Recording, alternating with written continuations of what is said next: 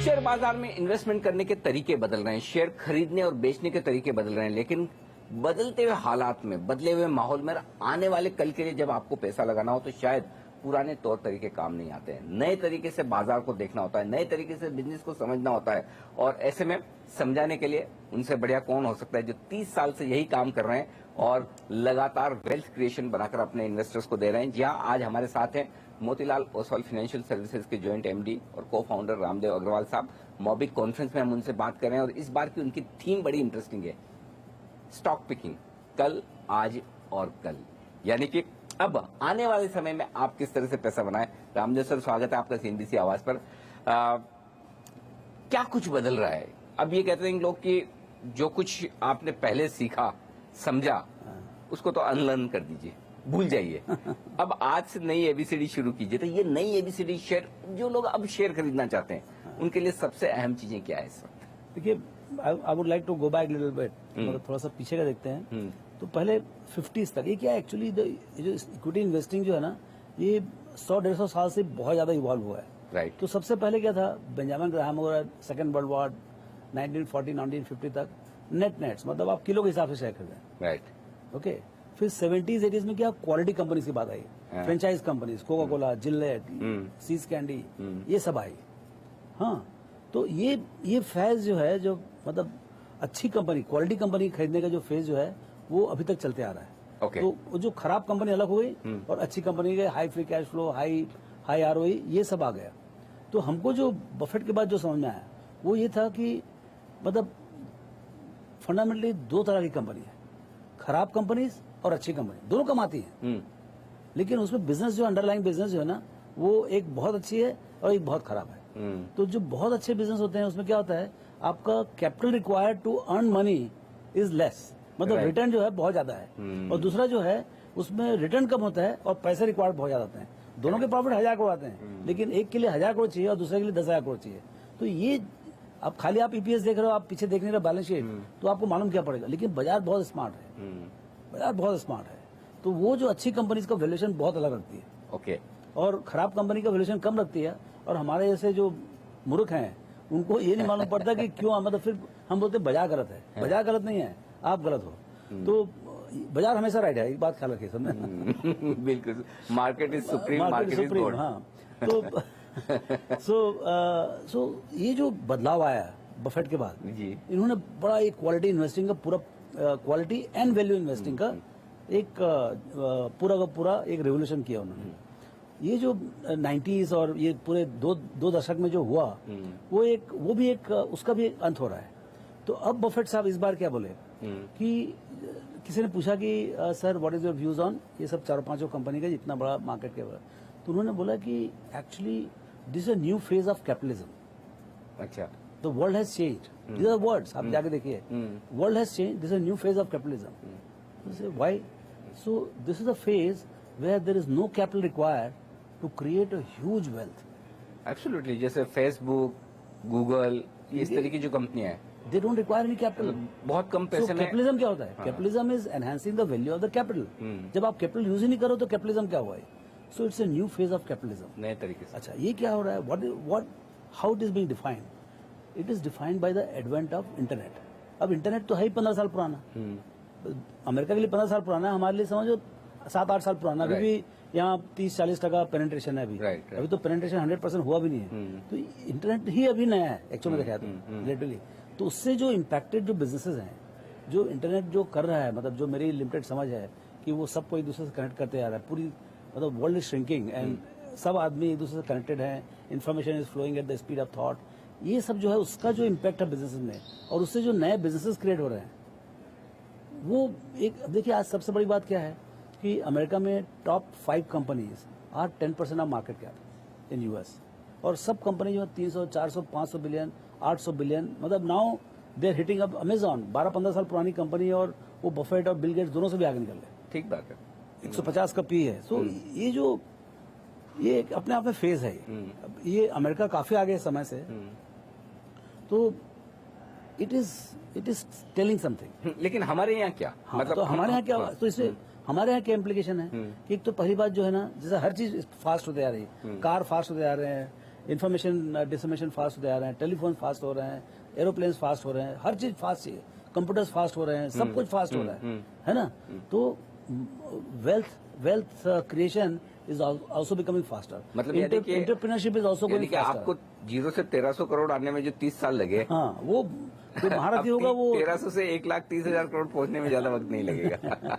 I hope what you saying is right, but clearly, क्योंकि क्या है, देखिए, व्हाट इज राइट और रॉन्ग, पहले तो clinically it was not possible to figure out, but till about 95 there no databases. तो आपको ये नहीं मालूम पड़ता था कौन सा कहाँ पर क्या हो रहा है, रिलेटिव बहुत मतलब स्प्रेडशीट ही थे। अब जो है ना एकदम क्लियर होते जा रहा है, और डेटा एनालिटिक्स वजह से ये समझ में आ रहा है कि who is going to do well and who is not going to do well. तो ये जो डिजिटल इकोनॉमी जो है, जो फिजिकल इकोनॉमी से डिजिटल इकोनॉमी हो रहा है, वो हर aspect of even creation of wealth, creation of companies, creation of corporation and destruction of corporation, दोनों बहुत फास्ट होने वाले हैं। डिस्ट्रप्शन भी, हाँ, क्रिएशन यानी और पुराने डिस्ट्रक्शन बिजनेस कभी भी खत्म हो जाएंगे, वर्टिकल डिस्ट्रप्शन होगा। मतलब जो आज 50 बिलियन कमा रहा है, मालूम पड़ा, आप नोकिया देखें कितना साल लगा, 2 साल में from height to the absolute ground. तो ये जो पेस जो है ऑफ क्रिएशन एंड डिस्ट्रक्शन, ये it will spread to many more companies, many more businesses, and that will redefine the wealth, pace of wealth creation and pace of wealth destruction. तो sir अभी हिंदुस्तान में क्या बदल रहा है? देखिए, हिंदुस्तान में जो बदलाव आ रहा है वो आ रहा है अमेरिका से, क्योंकि mother of all the capitalism, all the trends in stock market, how to invest, how to look at values, ये सब आ रहा है अमेरिका से, है ना? सो 2000 में .com हुआ, 2007 में क्रेडिट बूम हुआ, रियल एस्टेट बूम हुआ, अभी जो है इस बार ये जो सब डिजिटल बूम है।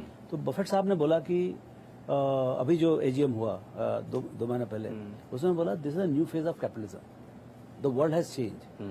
कि भाई आप मतलब जो टॉप 5 कंपनीज है, they are 10-15% of the market cap of US, $2-2.5 trillion का उनका मार्केट कैप हो गया, 5 कंपनी मिला के, and they don't use capital. So यदि कैपिटलिज्म में आप कैपिटल यूज नहीं करो पैसे कमाने के लिए, कैपिटल क्रिएट करने के लिए, तो ये एक अलग ही फेज हो गया ना, बिना पैसे का पैसे कमाओ, और उसमें भी फिर आप $500 ट्रिलियन, 1 ट्रिलियन। अब इंडिया का GDP 2 ट्रिलियन है, और ये बाकी 5 कंपनी जो 15 साल पुरानी, 20 साल पुरानी है, उसका $2 ट्रिलियन है। मतलब आपने क्या वेल्थ क्रिएट किया है। So this pace of wealth creation is just exploded. अच्छा, ये क्या होता है, एक तरफा नहीं होता है। यदि आपका अपसाइड है exploded, even down side will be explosive. मतलब जो बिजनेस डिस्टर्ब होंगे, गिरेंगे, वो भी बुरी तरह से जाएंगे। बुरी तरह। सो जितना स्पीड जाने के लिए ऊपर लगता है, उससे डबल स्पीड से नीचे आता है। तो आप देखिए Nokia, I mean it became like a invincible, and it is not there. पहले हर हाथ में नोकिया फोन होता था, अब दिखता नहीं। तो जैसे आपका एप्पल है, अभी मतलब ने 5, 7 साल, 8 साल में everywhere it's a white goods, I mean white pad और व्हाटएवर। अब वो अभी ऐसा लगता है कि इट इज इनविंसिबल, कोई टच नहीं कर सकता एप्पल को। You never know. तो ये जो टेक का फेज है, जैसे आज फेसबुक है या गूगल है, गूगल ऐसा लगता है कि इट इज मतलब अगले 100 साल तक भी कोई उसको कॉम्पीट नहीं कर सकता, ऐसा लगता है, क्योंकि ये खुद अपने आप में महाबली बनते आ रहा है रोज। राइट, सेल्फ लर्निंग है, पूरा मशीन लर्निंग है। तो ये जो एज क्रिएट होते जा रहा है, और इंटरनेट क्या अभी भी बहुत यंग है, 10-12 साल 15 साल पुरानी है। तो अभी इंटरनेट का भी क्या हालत होगा। अभी 4G तक आए हम लोग। अभी पहले इंटरनेट अकेला था, पहले तो कंप्यूटर दूसरे से बात नहीं करते थे, जो अपन बात की है 91-92 में। अब कंप्यूटर तो मतलब सब कंप्यूटर ऑल ओवर वर्ल्ड के जुड़ गए हैं। अब जो आपको इंटरनेट जो है अभी मोबाइल इंटरनेट हो गया है। सो 7 billion people will have piece of this mobile. They have the mobile, but they don't have internet in all 6 billion. Maybe 2 billion must be having the mobile internet. अभी अगले 8-10 साल में पूरे 7 बिलियन के पास mobile internet होगा। तो पूरा world जो है it will be connected, interconnected with everybody. तो ये जो रैपिड फेज ऑफ जो इवोल्यूशन है इंटरनेट के कारण से, उसी कारण से जो एग्जिस्टिंग बिजनेसेस हैं उसमें बहुत बहुत रैपिड बदलाव आएगा। तो अभी अगर सपोज मुझे शेयर खरीदना है शेयर बाजार में, मैं सीखना चाहता हूँ कि कैसे खरीदूं, तो एज ए फंड मैनेजर अब आप कंपनियों को कैसे चूज करते हैं, किस तरह से पैसा लगाने की सोचते हैं, क्या देखते हैं? देखिए, जो एक्चुअली जो स्टॉक के जो कैरेक्टरिस्टिक्स हैं वो अभी भी सेम है, fundamentally it is same. Okay, rules of the game have not change, है ना। आपको QG, LP जो quality, growth, longevity eight reasonable price, ये चारों जो बेसिक कैरेक्टरिस्टिक है वो सेम के सेम है। लेकिन आप क्वालिटी में खोजते क्या है वो आपको समझना पड़ेगा। So good business run by good management. तो गुड मैनेजमेंट मीन्स एब्सोल्युटली ताबड़तोड़ मैनेजमेंट, वो तो जरूरी है। अब एक गुड बिजनेस में क्या है तो वो देखना पड़ेगा कि भाई इनके एंट्री बैरियर्स क्या है, कंपटीशन है, कंपटीशन। एक तो आपको कॉम्पिटिटिव लैंडस्केप देखना पड़ेगा, दूसरा ये है कि how they are digitally advantage और disadvantage. If any business can be disrupted by digital technology, वहाँ बड़ी रिस्क है, वो digital technology will disrupt it. जैसे बैंकिंग, अब बैंकिंग बहुत बड़ा लफड़ा है। सो बैंकिंग में सी banking per se will be there, but who will be the winner and loser is a function of who is digitally most savvy. तो जो नए बैंक्स आ रहे हैं उनका सबसे बड़ा एडवांटेज ये है उनके पास जो पुराना लेगेसी है 2000 2500 जरूरत नहीं है, जरूरत नहीं। अच्छा, पुराने जो बुढ़े इनके एम्प्लॉयज हैं 55-60 साल, जिनको बेचारों को मतलब पर से उनमें लर्नेबिलिटी नहीं है कि भाई मैं अलग ढंग से काम कर सकूं, वो तो कम्प्लीटली हैंडीकैप हो गए ना। आज जैसे जो नए बैंक खुलते हैं, ठीक है उनका कॉस्ट स्ट्रक्चर थोड़ा ऊंचा है, लेकिन वो 25-27 साल के नए नए बंदे लेते हैं, उनको सिखाना इजी, बहुत इजी है। तो वो जो कस्टमर सर्विस कर सकते हैं, the way they can do the transaction, the way the pace at which they can, so it is a business at the speed of thought. So वो जो बदलाव आ रहा है, स्पीड आ रहा है और डिजिटलाइजेशन हो रहा है, बहुत सारे ऐसे ऐसे एस्पेक्ट जो कम्प्लीटली फिजिकल होते थे। इस मोबिक कॉन्फ्रेंस में वक्त एक छोटे से ब्रेक का, ब्रेक के बाद जल्द लौटेंगे, बने रहिए हमारे साथ।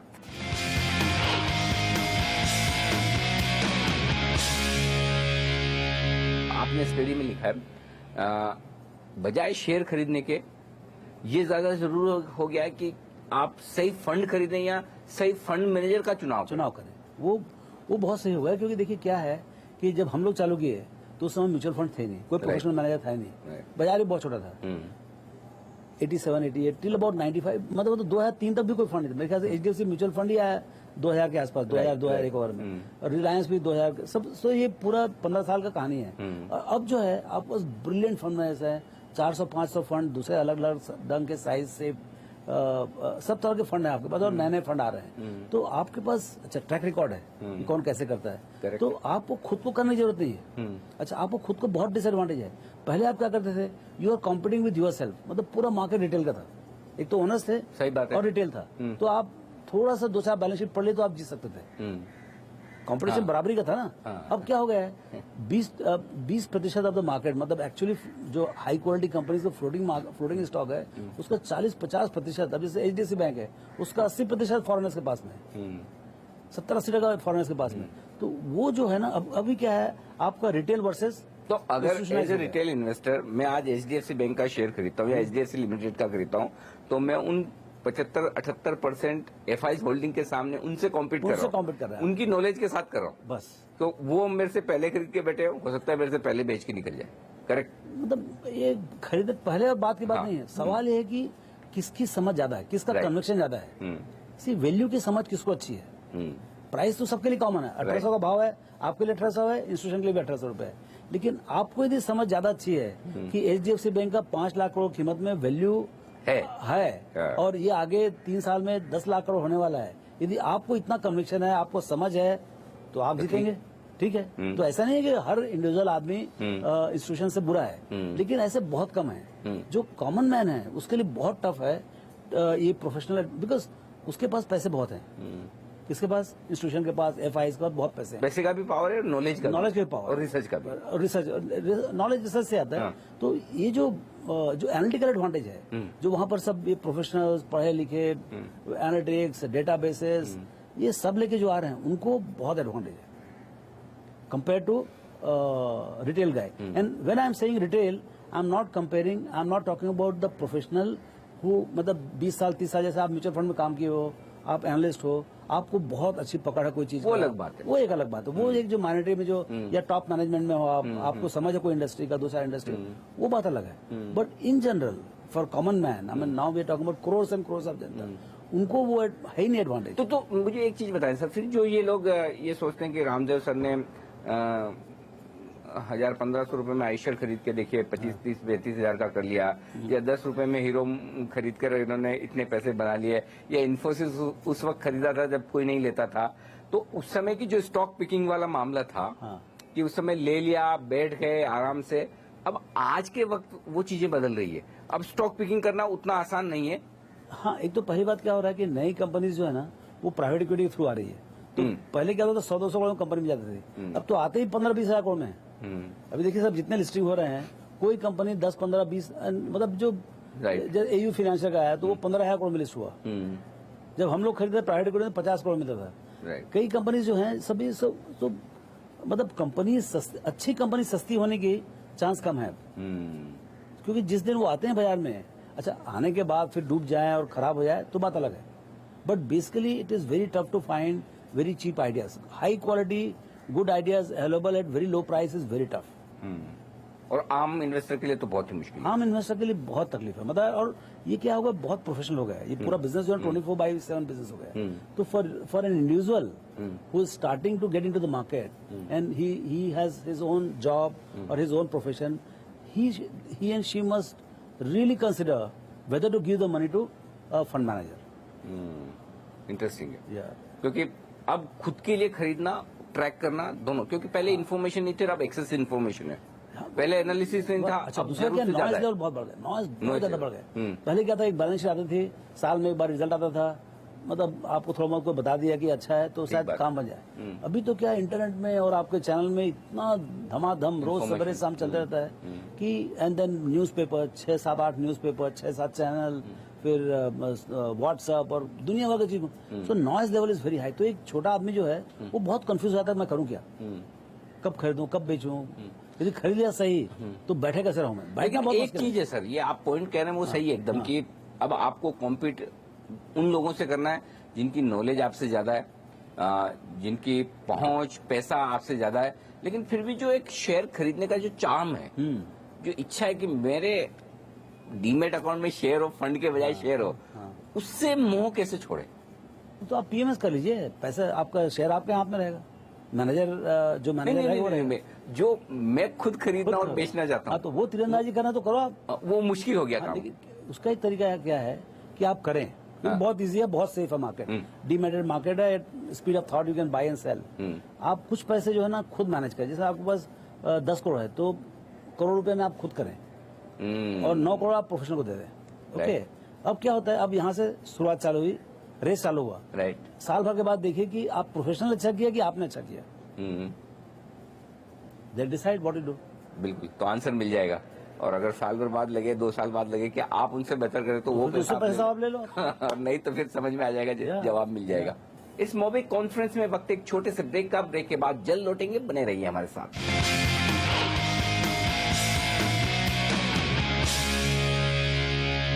एक चीज है, फिर जो बड़ा सवाल आता है कि लाइफ टाइम हाई पर है और पैसा लगाने का सही वक्त है, शेयर चुनने का सही वक्त है, तो जो वक्त वाली बात है उससे कैसे दूर जाएं, कि कैसे खराब समय में चुने और कैसे अच्छे समय में। और ये भी नहीं पता चलता कि ये वाकई में वो वक्त आ गया जब यूफोरिया है और डर जाना चाहिए, और खराब वक्त में ये नहीं पता चलता कि यही वो खराब वक्त है कि इससे नीचे और नहीं जाएगा। इस दुविधा को कैसे दूर करें। देखिए, बफेट साहब ने एक चीज, उनसे भी एक, मतलब आप ईयर आफ्टर ईयर पढ़ते हैं, उससे फॉलो करते हो, आपको ये मतलब इन नो अनसर्टेन टर्म्स उन्होंने बोला है, nobody can predict the market.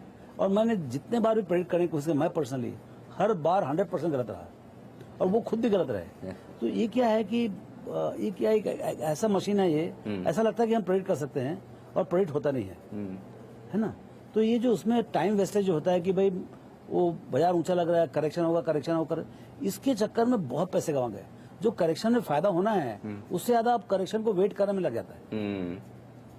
समझ, आप 5 मिनट सेव करने 9,000 से लोग सोचे थे करेक्शन आएगा और 10,000 हो गया। हमेशा ऐसा नहीं, इसी बारी हमेशा cost of the benefit of correction will be far lower than the loss because of waiting for the correction.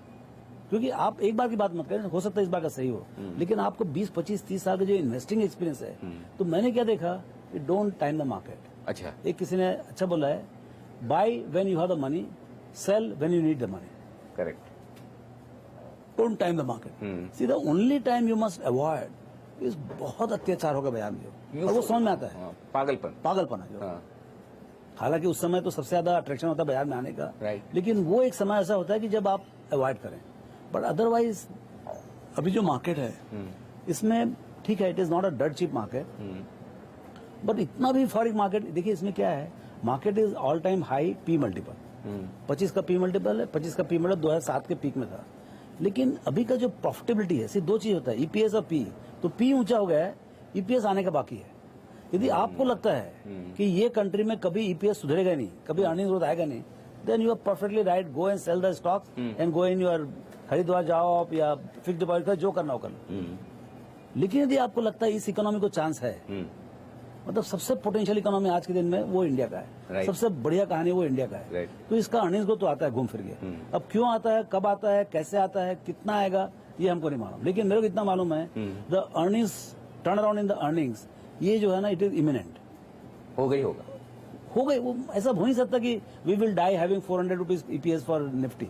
That is not end of the history भाई, it can be delayed by a year और so, और वो that could be a value trap. आपका stock मतलब market इतना पैसा कमा के दिया, एक साल नहीं चलेगा तो क्या अंतर पड़ता है।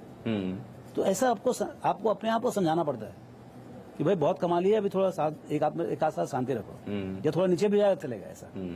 बस ये कि आपके पोर्टफोलियो में जो शेयर है उनमें आपको कॉन्फिडेंस होना चाहिए कि भाई you are not buying the market, you are buying your companies. Buy the companies with QGL characteristics. बहुत अच्छा बिजनेस हो, बहुत अच्छा मैनेजमेंट हो, ग्रोइंग अर्निंग्स हो, और बहुत लंबे के घोड़े हो, 5, 10, 15, 20 साल तक। थोड़ा महंगा भी खरीदोगे ना, थोड़ी खरोच लगेगी, लेकिन डूबोगे नहीं आप। मतलब कम से कम उनमें ऐसा नहीं होगा कि स्टॉक जीरो हो जाएंगे, डीलिस्ट हो जाएंगे। वो तो कभी हो ही नहीं सकता है, बिकॉज वो तो कारण स्टोर है बाजार के। राइट, बिल्कुल। तो आपने देखा कि किस तरह से रामदेव अग्रवाल साहब ने आपको अपने पिछले 30 सालों के इन्वेस्टिंग के जो एक्सपीरियंस है वो बताया, और ये बताया कि आने वाले समय में किस तरह से तौर तरीके बदलने वाले। सबसे पहली बात तो डिजिटल कारोबार से जुड़ी हुई कंपनियां आगे चलते हुए लीड करेगी, और जो कंपनियां अब तक आपने अपने पोर्टफोलियो में रखी है, अगर वो टैक सेवी है और आने वाले समय में अपने कारोबार को डिजिटल के साथ, इंटरनेट के साथ जोड़कर बदलाव कर सकती है तो ठीक, अदरवाइज अच्छे और बड़े बिजनेस फेल भी हो सकते हैं। काफी कुछ बदलने वाला है आने वाले समय में, और आप अगर इसके लिए तैयार हैं तो ठीक, और अगर नहीं तैयार है तो फिर आपको मुकाबला करना है उन जाने माने ज्ञानी फंड मैनेजर्स के साथ जिनके पास अच्छा खासा नॉलेज है, रिसर्च है, और साथ ही पैसे का पावर भी है। तो या तो आप ये सब कर ले, या फिर कुछ अच्छे फंड मैनेजर्स चुने। बजाय शेयर चुनने के लिए इतना दिमाग लगाने के, अच्छे फंड्स और अच्छे फंड मैनेजर्स चुनने में दिमाग लगाएं, वो आपके लिए इस बाजार से अच्छा पैसा बना कर देंगे। रामदेव सर, बहुत बहुत शुक्रिया कल, आज और कल आपकी इस कॉन्फ्रेंस में हमसे बातचीत करने के लिए और अपने 30 साल के अनुभव को हमारे दर्शकों को बताने के लिए। Thank you. आज के इस खास शो में इतना ही। मुझे दीजिए इजाजत, बने रहिए हमारे साथ CNBC आवाज पर। नमस्कार।